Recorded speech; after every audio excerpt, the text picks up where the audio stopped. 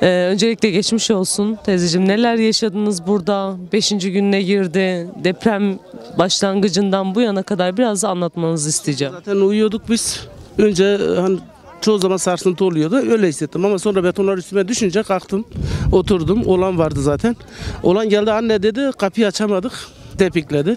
Aşağı indik. Sırf montumuzu zaten emanet aldık, aşağı indik. Sabah kadar dışarıda bekledik. Sonra yağmurun önünde bekledik. Bir komşumuz vardı. Arabayı verdi, orada oturduk. Sonra oğlan geldi Antep'te. Akşam bir gelin bir köyde oturuyor, oraya biz gittik ama gündüz gidip akşamı bugün işte keşke erken afet ulaşsaydı çoğu insanı kurtarırdı ama gelmediler. İhmalkarlıklar var mıydı teyze? Var. Tabii var. İlk gün gelse, ikinci gün gelse de yine kurtarlardı çok kişi. Ama gelmediler. Şu an birçok pazarcık yok durumda. Yani evlere bakmayın siz. Ölü çok. Köyler hasat durumda çoğu köy. Şu an akşam işte biz geldik, bir çadır ayarladık. Yardımlar geliyor son. Şimdi gelmiyor desek yalan.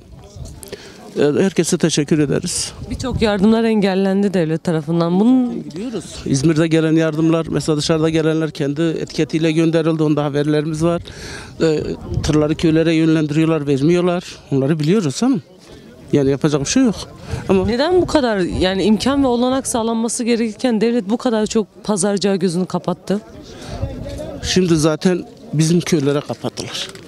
Anladın mı? Bizim köylere kapattılar. Bak, AFAD pazarcığa yönlendirildi ama ilk Maraş'a gitti. Ama Maraş'ta ölenler de çoğu bizim köyler. Size onu söyleyeyim. Karşı köylere zaten giriş yok. Köprüler şey olmuş. Ben işte Sofluşan'daydım dün. Tırlar gelmiş ama adamlar gitti, istediler, vermediler. Çoğu köylerde hasar yok ama yine de bugüne şükür kızım. Bu duruma göre, bu depreme göre ölmediğimize şükür edek, daha çok hasat verebilirdik. Binalar ayakta ama yok gibi. Eşyaları öldü. Erken müdahale olsaydı birçok insan da şu an hayatta olurdu. Muhakkak tabii canım. Muhakkak kızım. Muhakkak. Dün birini sağ çıkardılar. Ama daha ölüler çok. İçerideler. Köyler çoğu yok. Kamera çekiyordu sana zaman. Köyler çoğu sıfırlanmış, ulaşılamıyor kızım. Yani kimse de haberimiz yok. Onu söyleyeyim. Telefonlarımız çalışmıyor. İmkanımız yok. Akşam çadırda kaldık, buz donduk.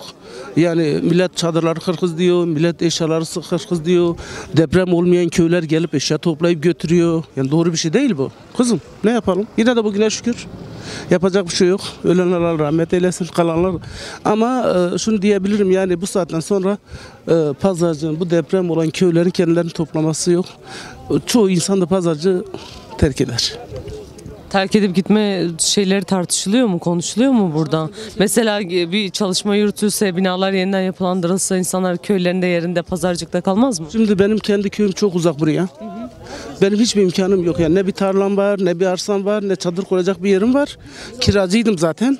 Mecbur ben burada ne edeceğim? Büyük bir yere gidip ki bir kendim yer tekrar toparlayayım. Ama öyle de bilmiyorum kızım. Yani ben şu an düşüneceğim öyle ama çok bir şöyle düşünün, çok kişinin düşüncesi de o kızım. Sana onu söyleyeyim. Yapacak bir şey yok.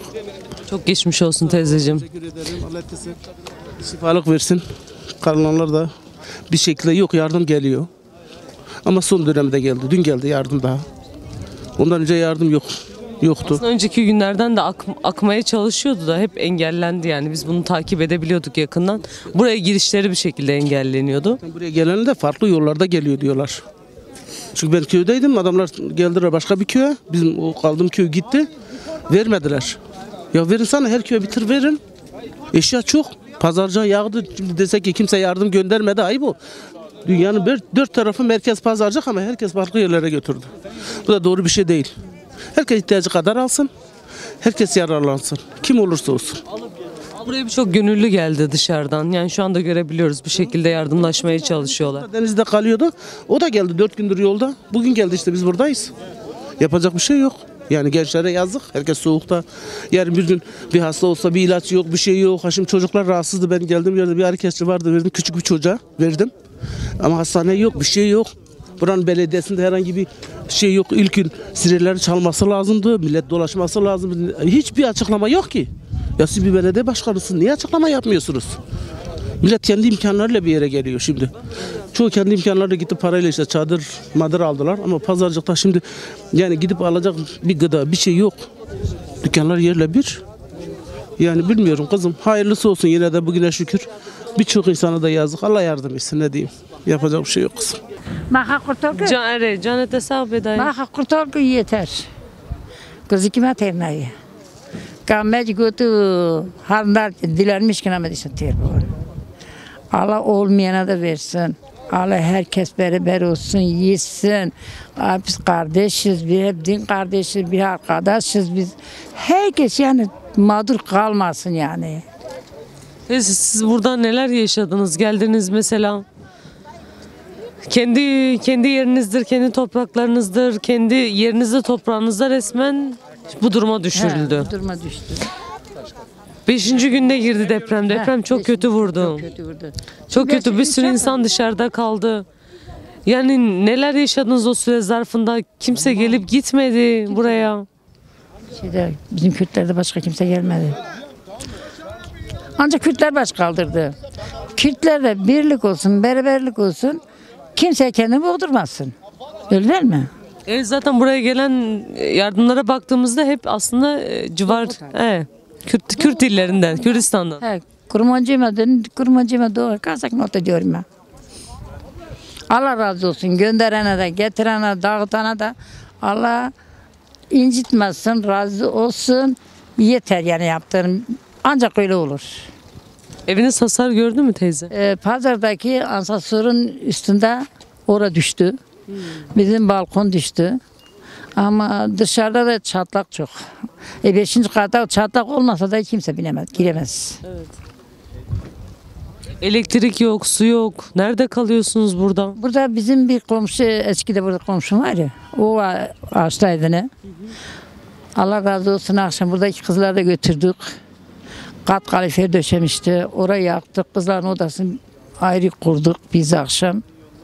Biz kendimizi ayrı kurduk. Var mı böyle sağlam bir iki bina bu taraflar? Burada bir tane sağ ol. 2 tane var, birine kimse fazla gitmiyor ama ona biz hepimiz oraya sığındık.